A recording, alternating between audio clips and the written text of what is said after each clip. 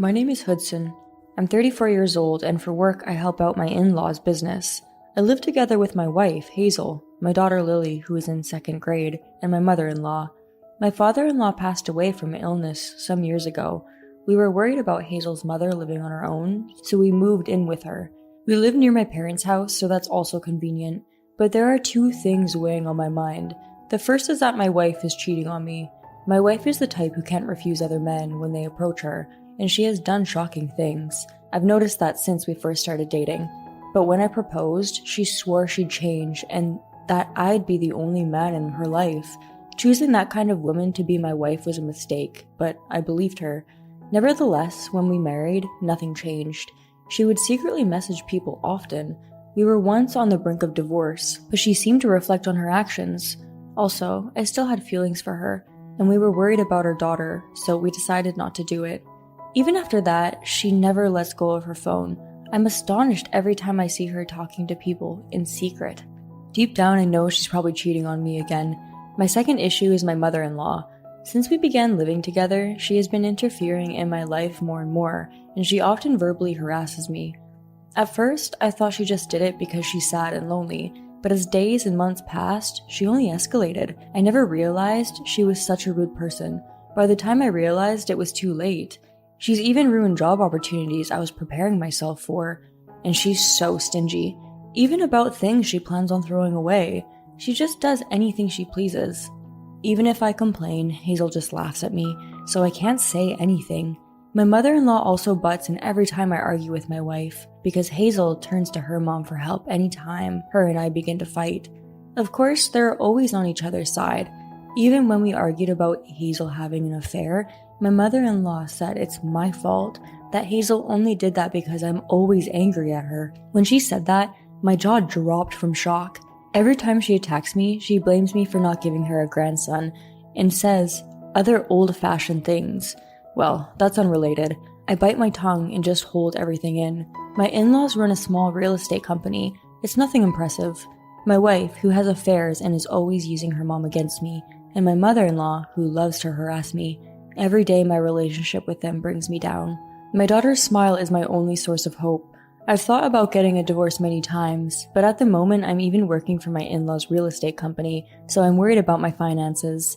Thinking about my daughter and her future, I wanted to make sure she could live a good life. Lily also really loves her mom, so I didn't want to take her mother away from her. Considering all of that, I couldn't bring myself to actually get a divorce. Today, my daughter gave me a drawing she made of me at school. I really do love her.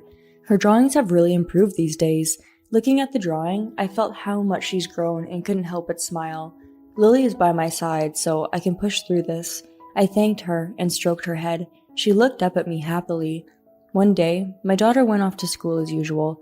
Hazel finished up her chores at home and said she was going out grocery shopping. My mother-in-law said she wanted to talk to me about work matters. As usual, we spoke about our current tenants. By now, I had built up tolerance for the impossible task she would give me. I would keep my replies short, and she would blame me for having to keep worrying about the company at her age.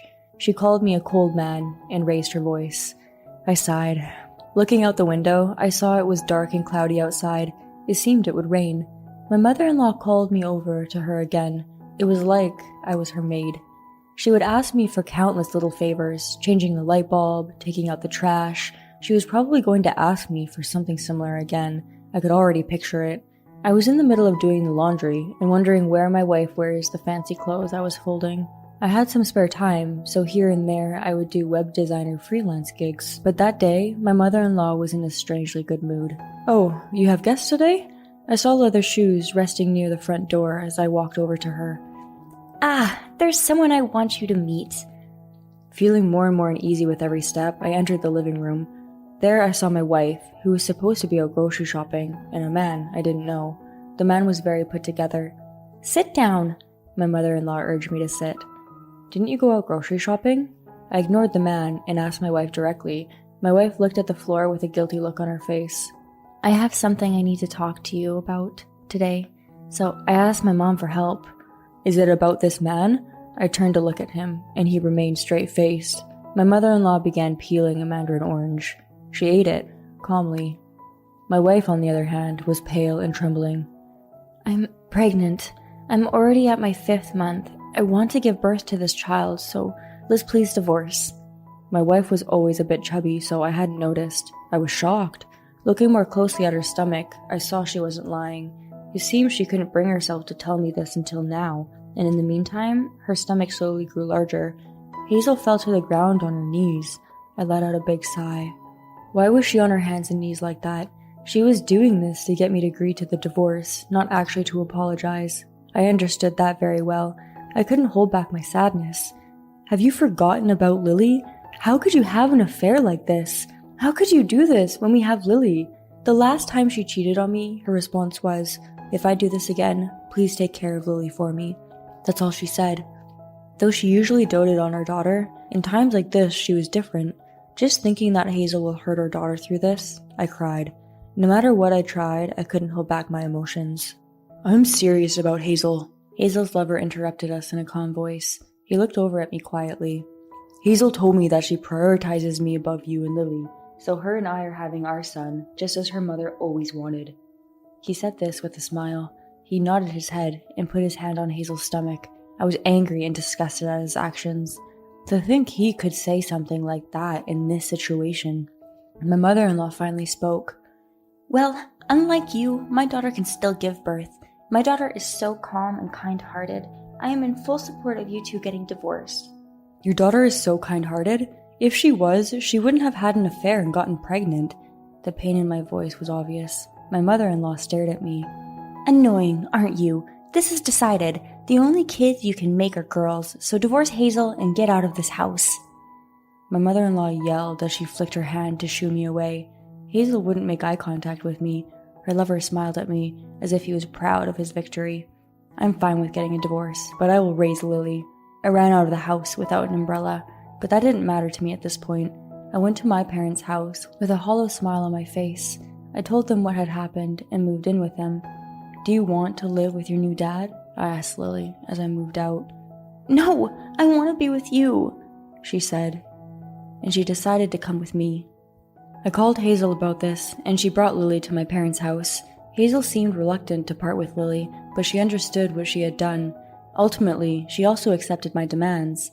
I claimed alimony from her and her lover. They also agreed to pay child support for Lily.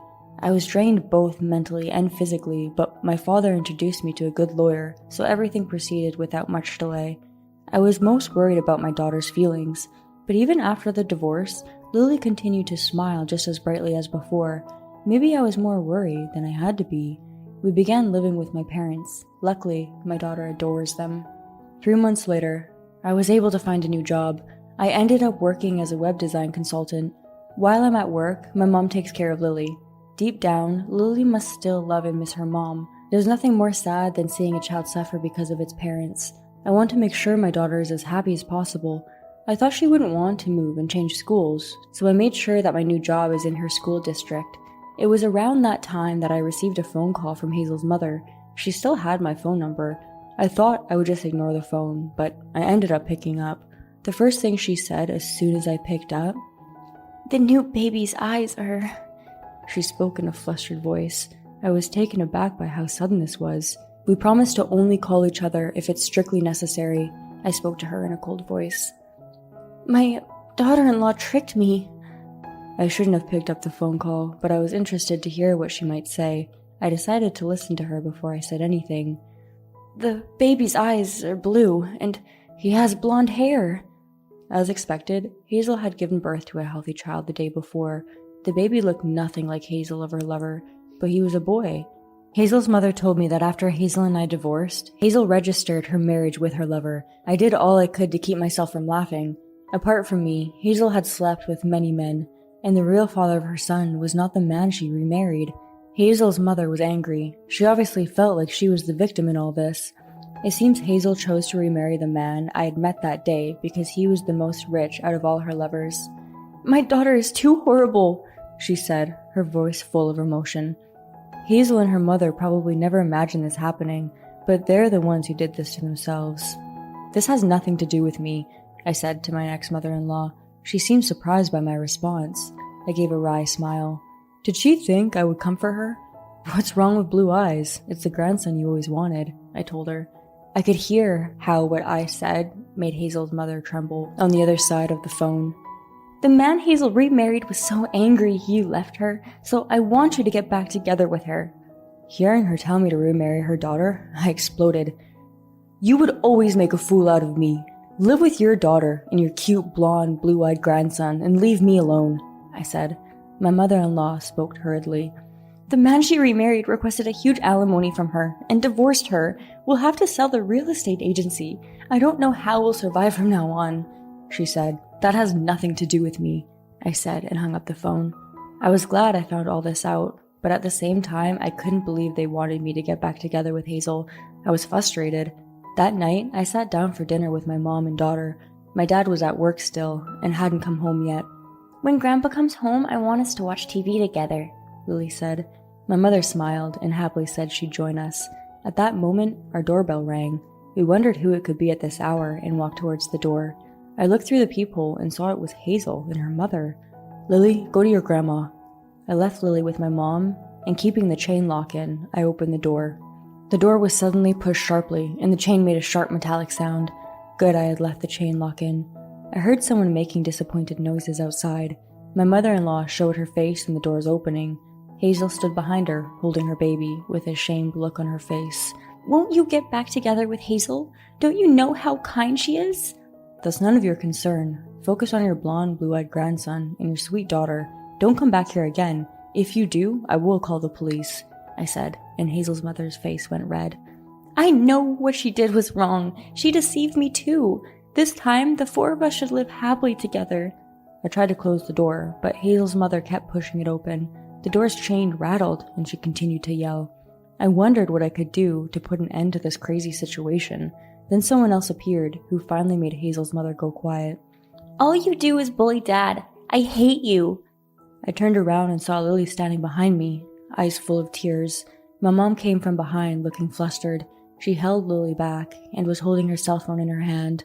Your dad is on his way with a lawyer, said my mom. It seemed she had gotten in touch with my dad and the lawyer who helped us out with the divorce. Hearing my mom, I was relieved. Until that moment, it had seemed like Hazel and her mom would break the door's chain, but suddenly they seemed afraid. Lily, wait with your grandma over there. Lily shook her head. I hate people who bully Dad. She said this and began to cry even more. Without thinking, I hugged my daughter. Hazel and her mother looked at us, stunned. It seemed they had lost all strength. Even their faces looked lifeless. Lily's words really worked. Shortly after, my dad arrived with a lawyer. A police call pulled up as well. It seems that our neighbor had called the police. Hazel, there is no way you are getting back together with my son. If you regret what you've done, you should deal with it yourself. Following what my father said, I stood in front of Hazel and her mother. Don't hurt Lily more than you already have. There's no way I will do anything you say. Don't talk to me ever again. Hearing what my dad and I had to say, Hazel and her mother twisted their faces grimly and nodded. They went and sat in the police car. The lawyer said he will do everything in his power to punish them so that this never happens again. I shook his hand and thanked him. Later, Hazel chased after the real father of her son, but it seems he had a wife. His wife ended up suing Hazel for alimony as well. At this point, Hazel and her mother were miserable and completely out of money. I hope that somehow her baby will be happy one day. Rumors about Hazel and her mother spread throughout the neighborhood, and they ended up having to move. The two of them moved together in a small, sad apartment. In order to pay child support for Lily, as well as all the money she owes in alimony, Hazel works all day and all night. As of now, she's keeping up with child support payments, but we'll see for how long that lasts. On the other hand, things are going well with my job. I'm happily living together with my parents and daughter, and I'm looking forward to seeing the lovely young lady my daughter becomes.